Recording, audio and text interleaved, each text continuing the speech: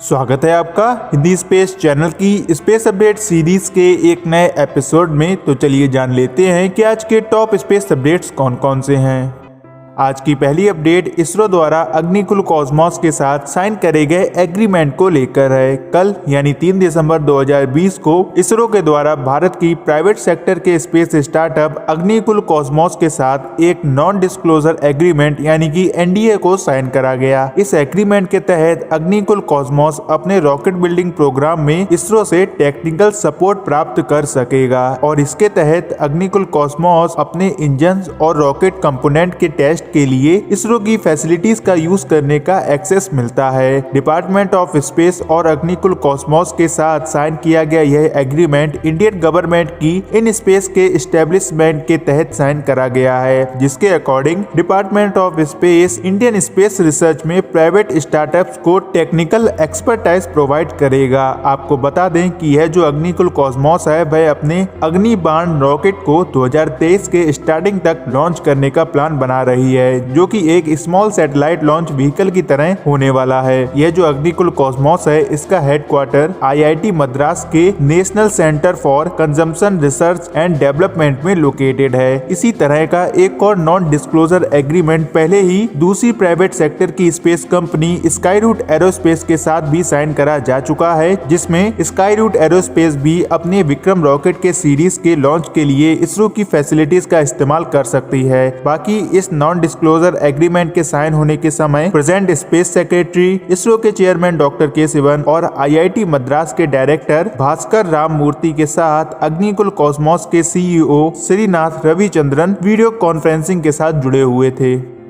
आज की दूसरी अपडेट 21 दिसंबर को जुपिटर और सैटर्न के द्वारा फॉर्म किए जाने वाले डबल प्लेनेट व्यू को लेकर है। 21 दिसंबर 2020 को रात के आसमान में जुपिटर और सैटर्न के द्वारा एक नए तरह का व्यू फॉर्म किया जाएगा, जिसको कि आप डबल प्लेनेट या फिर सैटर्न और जुपिटर का कंजंक्शन भी कह सकते हैं। पहले आपको डबल प्लेनेट या फिर सैटर्न और जुपिटर के कंजंक्शन में क्या होगा इसके बारे में पता होना चाहिए। तो आपको बता दें कि प्रेजेंट टाइम में जब आप आसमान में देखते हैं तब आपको जुपिटर और सैटर्न काफी ज्यादा करीब दिखाई दे रहे होंगे और ये दोनों ही प्लेनेट हर 20 सालों में एक दूसरे को ओवरटेक करते हैं। मतलब कि अपने अपने ऑर्बिटल पीरियड की वजह से जुपिटर प्लेनेट सैटर्न प्लेनेट के सामने आ जाता है और इनसे एक नया व्यू देखने को मिलता है। इसी को डबल प्लेनेट या फिर प्लेनेट कंजंक्शन भी कहते हैं। वैसे तो हर 20 सालों में यह एक बार होता है, लेकिन इस बार का कंजंक्शन जो कि 21 दिसंबर को दिखाई देगा वह मिडल एजेस के बाद सबसे क्लोज्ड कंजंक्शन है और इस दौरान दोनों ही प्लेनेट एक दूसरे के बिल्कुल सामने से गुजरेंगे। इस दौरान सैटर्न का एंगुलर डिस्टेंस जुपिटर से मात्र 6 डिग्री साउथ में है और आप इस फॉर्मेशन को 21 दिसंबर 2020 को कैप्रिकॉर्नस कॉन्स्टेलेशन में 1827 यूटीसी मतलब कि इंडियन टाइम के अकॉर्डिंग 21 दिसंबर को रात 11:57 पर देख सकते हैं।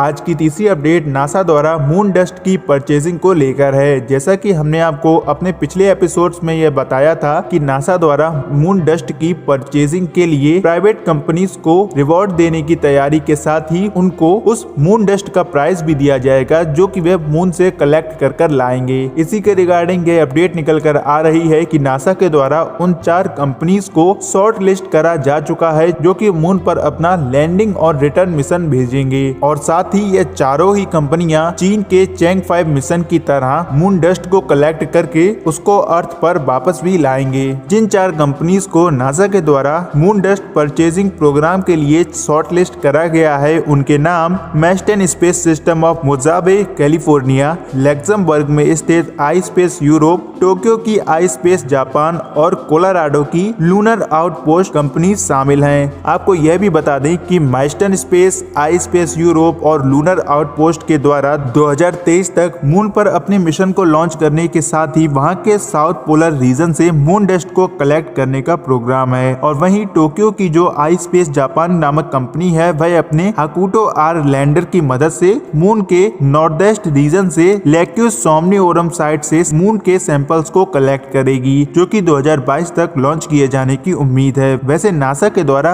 अपने लूनर प्रोग्राम अपोलो के मिशन से भी काफी भारी मात्रा मात्रा में लूनर सैंपल्स को कलेक्ट करा गया था। लेकिन इस टाइम जो नासा का मून डस्ट परचेजिंग का जो मेन मोटिव है वह आउटर स्पेस में कलेक्ट करी गई एसेट का वर्ल्ड मार्केट में लिस्ट करवा कर उनका बिजनेस करने का है। बाकी क्या आप कभी मून डस्ट या फिर रॉक्स को परचेज करना चाहेंगे या नहीं, कमेंट में जरूर बताएं।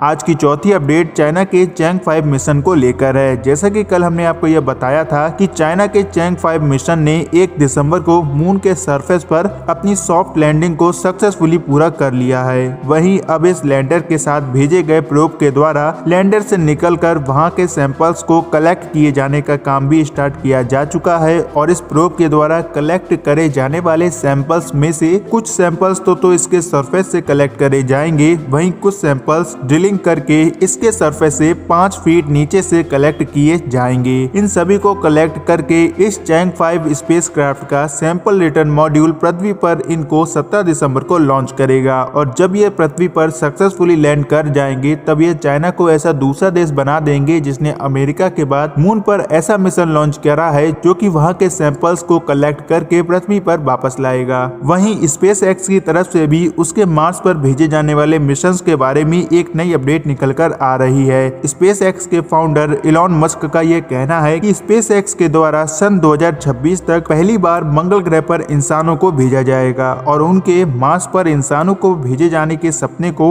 स्पेस एक्स के द्वारा बनाया जाने वाला 160 फीट या फिर 50 मीटर लंबा रॉकेट स्टारशिप की मदद से पूरा किया जाएगा। आपको ये पता होगा कि स्पेस एक्स का स्टारशिप रॉकेट भी उसके फॉल्कन 9 रॉकेट की तरह ही रीयूजेबल होगा, लेकिन यह रॉकेट फुल्ली रीयूजेबल होगा। मतलब कि प्रेजेंट टाइम में जहां पर फॉल्कन 9 रॉकेट के केवल फर्स्ट स्टेज को ही रिकवर करा जाता है, वहीं यह जो स्टारशिप रॉकेट होगा इसकी फर्स्ट स्टेज के साथ ही वह भी रीयूजेबल होने वाली है। और इस रॉकेट की बिल्डिंग के ऊपर स्पेस एक्स के द्वारा काफी तेजी से काम भी किया जा रहा है। सबसे पहले तो 2024 में एक प्रोटोटाइप मिशन को मार्स पर लॉन्च किया जाएगा, जिसके 2 साल बाद यानी कि 2026 में वहां पर ह्यूमन स्पेस फ्लाइट मिशन को भेजा जाएगा। बाकी आप मंगल ग्रह पर इंसानों को भेजने के बारे में क्या सोचते हैं, कमेंट सेक्शन में जरूर बताएं।